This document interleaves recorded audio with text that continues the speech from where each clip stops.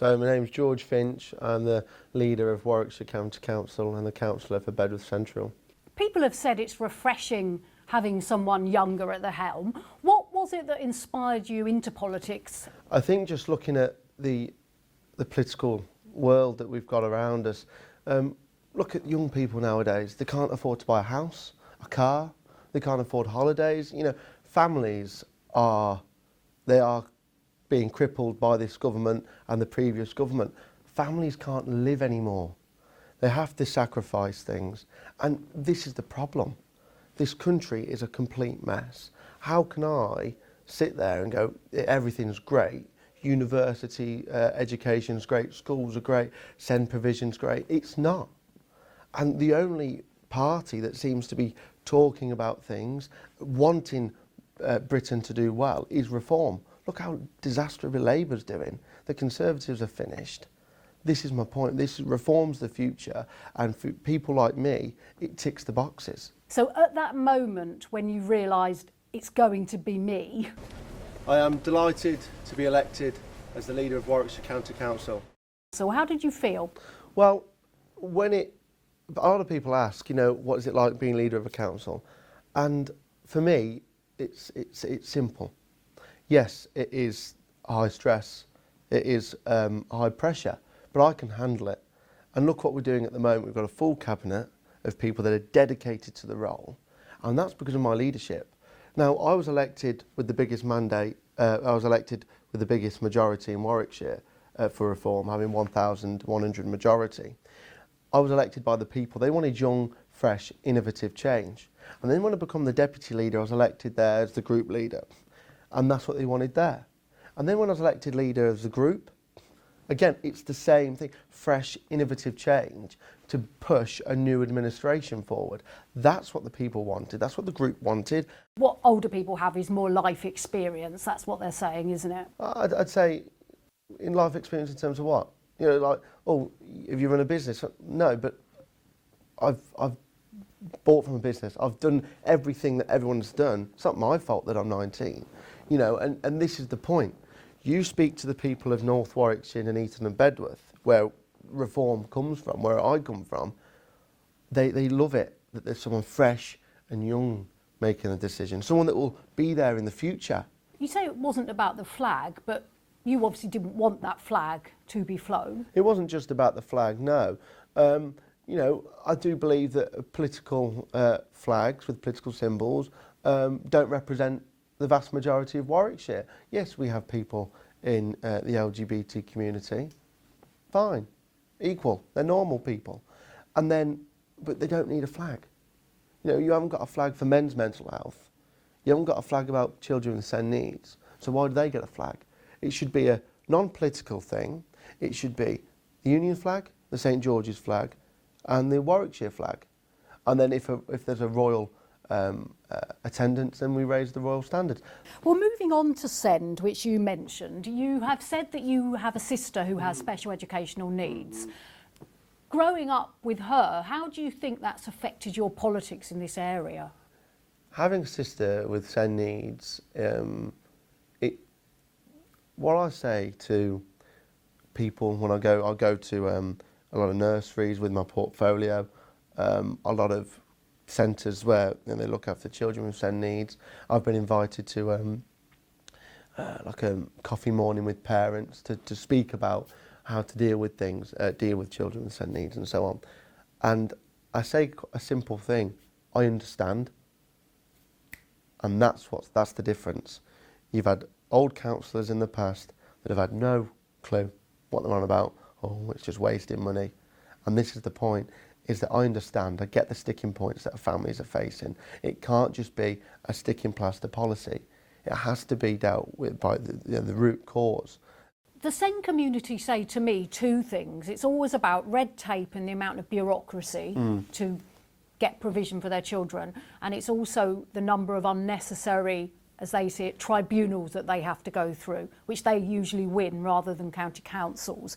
How would you tackle those two things? So the red tape and bureaucracy is a huge issue when it comes to applying for EHCPs and so on.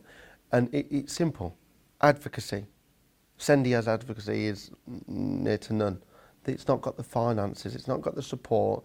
It needs more money, it needs more advocates to support families, and then they will be specialised in knowing how to tackle the bureaucracy and red tape, and that will then significantly reduce that.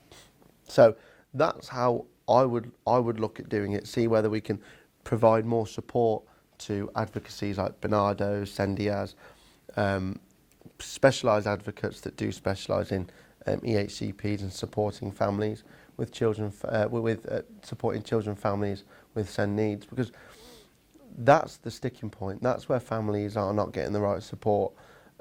When knocking on doors, it was simple. You know, I've got a child with autism, and I don't know what to do. And you say, I get it. You know, I understand what you're coming from, what you're saying. I get it. So what I can promise you is that I will be looking into trying to find a better advocacy service, whether that's already existing ones, but we put more money into it and supporting you that way. So let's move on to the protest in Nuneaton this weekend. Did you attend the protest yourself? No. Did you see the pictures? No, I was at home. You didn't follow the protest on the news? I know. I was doing emails, to be perfectly honest with you. You know, weekends I don't stop. I'm running a council. You know, I'd love to sit back and watch a film, but no, I've been doing emails all weekend. But no, I haven't really seen it. No. Okay. Well, it was overall it was peaceful. You're probably aware there was one arrest, and I think as some of the counter protesters left, some of the protesters shouted things at them like "scum" and "get them out of here." I mean, is that acceptable? I think like you stated, it was overwhelmingly peaceful.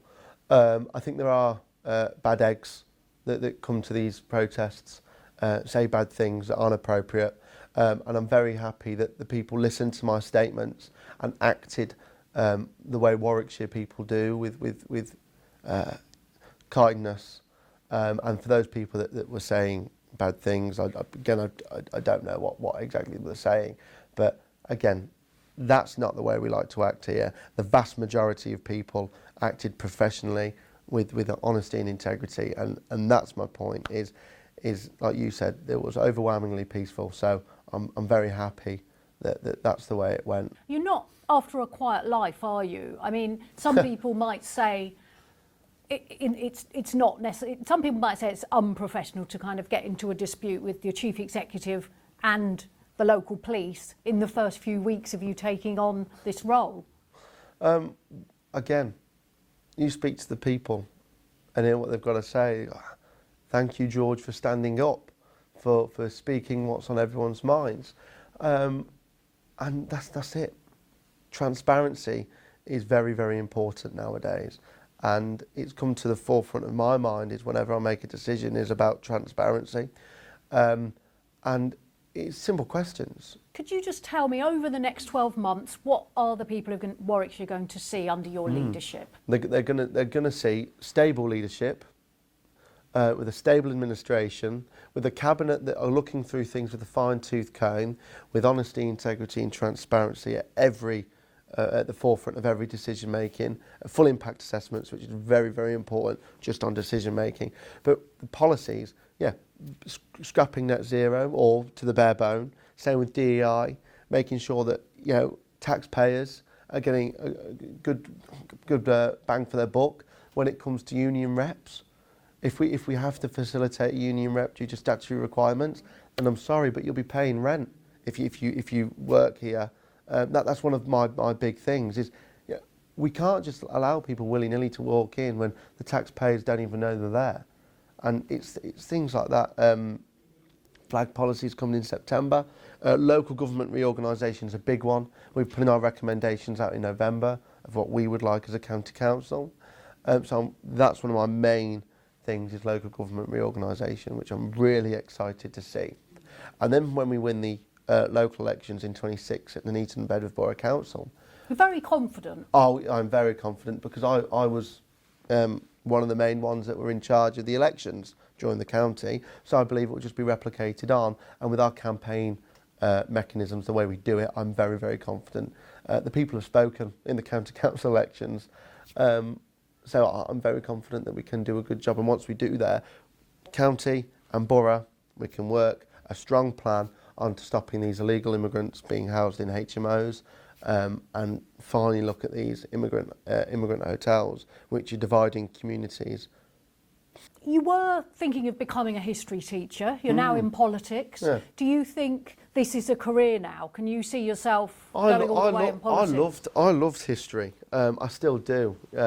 Medieval history, Tudor history, the World Wars. I loved it. I really wanted to be a history teacher, and I just couldn't sit in a classroom anymore, sit through college and listen to the drivel that was coming out of the schools.